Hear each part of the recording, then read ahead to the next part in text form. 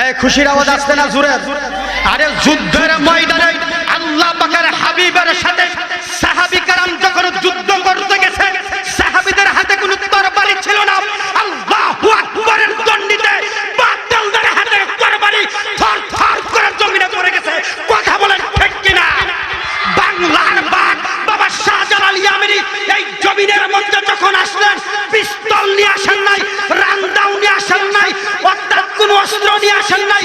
আল্লাহু আকবারের ধ্বনি যখন দিলেন, ওই গুরু গোবিন্দর রাজ সিংহাসন ভেঙে মাটির মধ্যে চুরমার হয়ে পড়ে গেছে। কথা বলেন ঠিক কিনা? তাহলে আমাদের আওয়াজ কি আসতে হবে না জোরে হবে? এই আসতে না জোরে? এইবার দেখা যাবে। দুটো হাত তুলেন তো। নারায়ে তাকবীর,